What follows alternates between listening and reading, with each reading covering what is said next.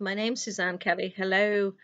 I would like to take a few minutes of your time. I'm going to read to you a chapter from my book, Trump in Scotland, The Real Deal.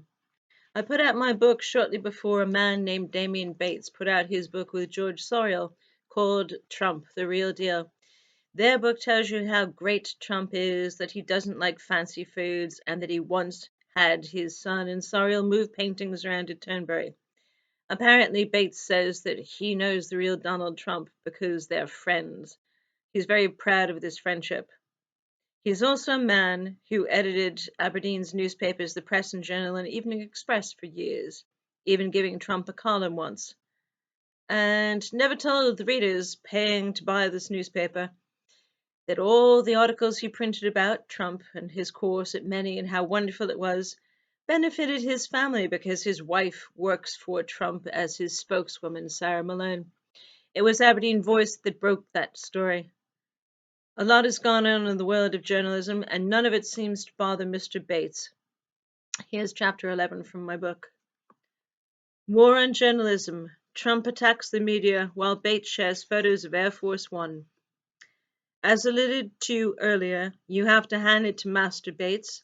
He is an ex-newspaper man about to launch a homage to a man who has waged a war on the press that has got people killed. But Bates is still on board with Trump. That's some precarious position to choose. 4 journalists were shot dead in Maryland by an extreme right-winger. Trump has called the press the enemy of the people. Does that have a familiar ring to it? Far-right zealots are pitched as journalists, while respected international news-gathering media outlets are ridiculed. Hello, Pat. As explained earlier, Bates, undeterred, posted photos on Facebook of himself standing in front of the White House and the presidential plane. What official U.S. government business does he have? More to the point, what respect for other journalists does he have? Was he there because of the amazing international reach of the Aberdeen Evening Express? Did the piece in the Press and Journal about the cow that got lost capture America's heart? Or since Trump has been in the White House for 2 years, and the photo of Damian was clearly taken after Trump had access to Air Force One in the White House, is there still a remote possibility that some overlap remains between the presidency and the president's former and private business interests? If the two things were kept separately by former compliance guru Sorial, then why was Damian there? When Mr. Sorrell answers Aberdeen's Voice questions on the issue, we'll update this book, but I wouldn't hold your breath for the revised edition coming out anytime soon. An Aberdeen Voice article about Damian Bates's social media record, reflecting his proximity to the White House and Air Force One, is being read at locations including DC and by people a stone's throw away from Mar-a-Lago. Maybe someone in a position of power will look into whether or not this is, as it looks to many, a breach of emoluments and ethics clauses.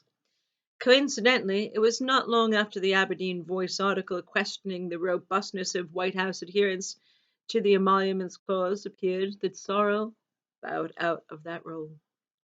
When a newspaper in Scotland invites a presidential candidate to write an exclusive column for the paper, what does that say? Bates's organ didn't carry any columns from Clinton. D.C. Thompson, that owns the newspapers, isn't run by idiots. Probably. They have to be aware of the mountain of evidence proving Trump's history of bigotry, sexism, and lying. They must have known Bates had the massive conflict of interest and that half of his family's breadwinners work for Trump. Why did they want their paper to go to the far right of the presidential debate? Are they that desperate for advertising revenue from the kumquats that they would sell their souls and hoodwink their readership? Should D.C. Thompson respond to my questions, that'll be included in the next edition of this book too. Things are rapidly changing in journalism. A mile-hour Katie can earn a ton of money by writing inflammatory, outrageous, xenophobic pieces.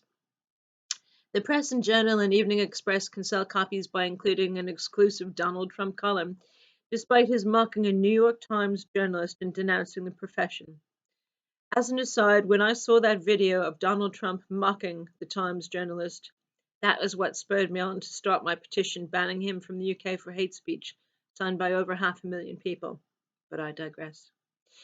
It seems hate sells. Things are badly broken, and some people would rather court racists than try to fix what's going wrong. The biggest UK attack on the freedom of press came with the arrest of Anthony Baxter and Richard Finney, though. The National Union of Journalists were rightly angry over the unprecedented move.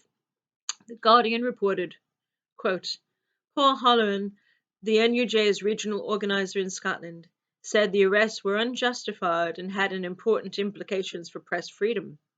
A formal letter of complaint has been sent to the Grampian Chief Constable, Colin McCarricker. Quote, This is a blatant example of police interference aimed at stopping bona fide journalists from doing their job, Halloran said. Their footage shows they were being in the business of asking pertinent questions in a mannerly fashion, as befits professional journalists. I believe this is a breach of human rights, and we are taking legal advice. I think this must be one of the first cases in this country of journalists being arrested just for carrying out interviews to establish the truth and hold people to account. If Bates ever joined the outcry against the police suppression of journalists in Scotland, I haven't found any trace of it. So, North Sound Radio is hosting this dinner at the Moorcliffe Hotel. If you've heard of it, it could be because its owner made homophobic remarks. You can go to it for £1,250 per table, where you'll hear Damian Bates talk about what a great guy Trump is. If you go there, have a great time, but be aware, it's not really the full story.